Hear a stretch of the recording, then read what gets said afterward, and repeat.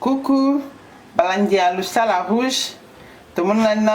moi kala le tu es les sous na moi recette à moukier ezambika tozana mbika bomoni mbika na biso yango yo o ezali mbisa ya njombo et puis na tomate nanga na tie ndembi ai céleri na litungulu na niki yango estika moko tomate mbuma ya tomate boîte te nde na oslambela mbika soko lingi esala mbuma il faut otande osala ndeni ozwi matungulu na yo ai céleri ndembi ozo tuchango esika mona mbika sima tutango na mbika après bandi ko fina nga nazo fina na fini na bol à plastique parce que naza na libokate nde na fini na bol à plastique po et maman mafuta po na ko osala ba boule nde na fina ki on a staki on a bol à plastique na tie awa pour que bomo na bien na sani o ya plat bomo ni ndenge sali ba nini mafuta ebimi sima ozuma ina yo otie na moto bomoni mai na biso na chaki na moto yango etoki siko mbika na oso lingi osala ngo boule il faut okata boye osali okati obongisa na lutu ya mokie na lutu ya monene te lutu ya mokie ndenge olingi songo osala na lutu ya soupe yo mais nga na osala na lutu ya café obongisi yango bien après ozwi otie na mai na yo ya moto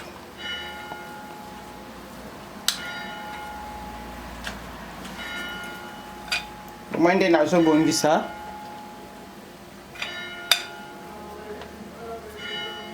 il faut bongisa yango très bien po baboule esala bien so olingi esala baboule quoi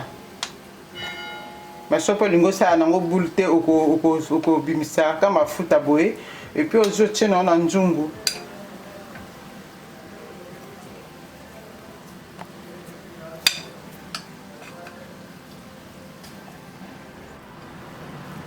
parce que la boule moussous n'a pas expliqué bien ndenge la boule moussous mon a pas sali no boy na moto pe et panzi parce que moni et sali pena na ndenge to sala rappel na ni na pas na bisoté quoi la Congo na Afrique et tout pour na pas na liboka auto sala on a beaucoup comme ba boule ko sala comme pe au sali mon a pe na mai et panzani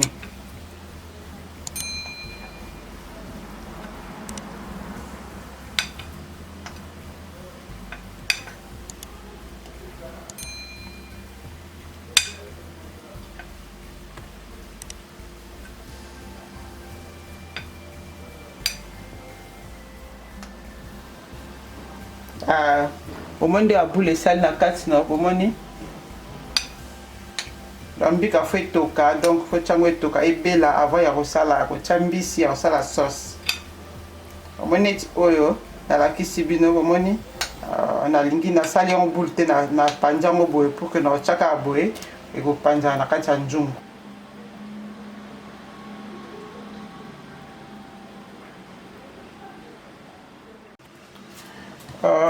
bomoni sikoyo mbika na biso ebeli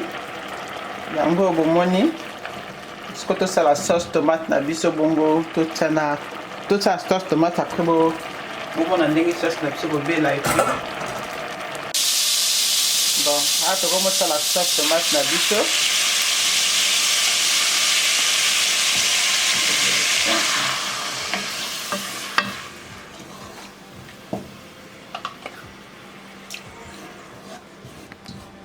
sauce na bisango ebela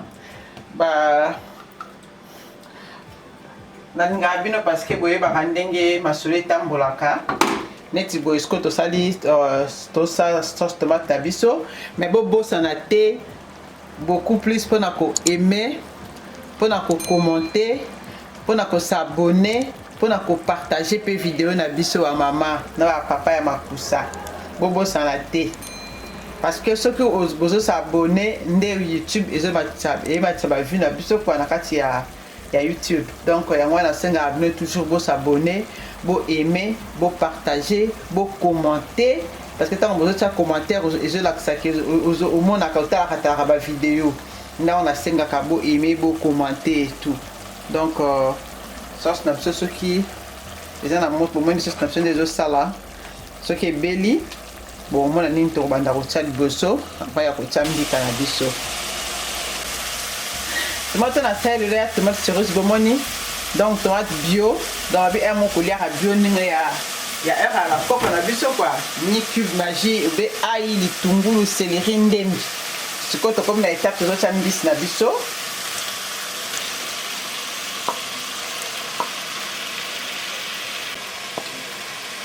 yango da chimbis na kati sukomaki bien faux sukola mbisi na bien soko osala yango neti nga nasali na poso befo mbisi ezala vraiment esukama kitoko oza suke mbisi na yo zelo ya su na poso te omoi nde nasali siko nazokalinga mbisi na nga na tomate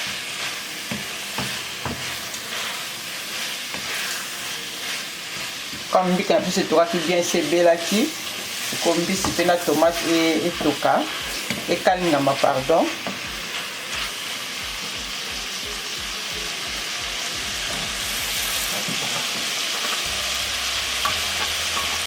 bomoni mbisi na biso na tomate tokalingi yango bien mbika na biso bomoni mpe esebelaki siko tozosangisa yango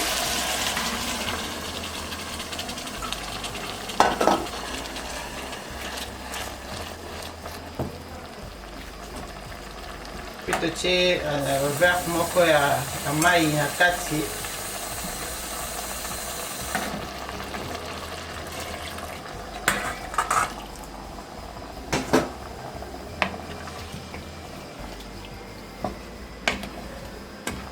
tosali yango na mbika tolambi yango na tomate mbuma ndenge bomonaki siko mbika na biso etoka topesa yango ata 15 à 10 minutes boye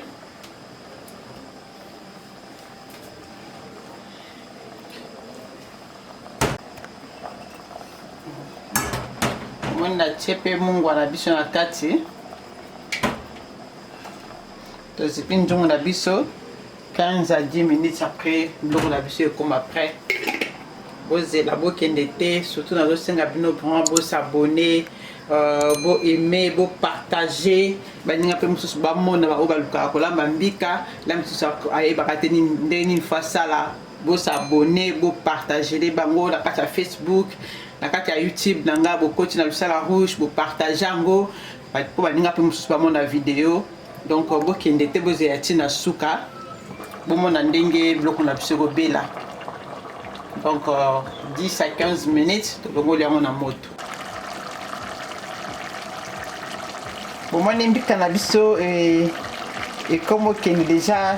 dans 2 minutes a tozokita yango bomoni ndenge mbika na biso ebeli epesi vraiment solo moko kitoko bokozala na ide nango te bon appétit esika boza problème eza te donc tozokita yango kala mingi te bomoni ndenge ezotoka yangaka nalakisa bino ndenge ezotoka bandi ya chaîne na bomoni mbika na biso ebeli okolia yango na fufu oki kolia yango mpe na kwanga okolia yango mpe lonso mo osepeli kolia yango yango napesi bino merci ndenge bolandaki recette ya lelo nakosenga kaka nde nabaka toujours kana bandelaka na repetaka kosabone koaime kopartage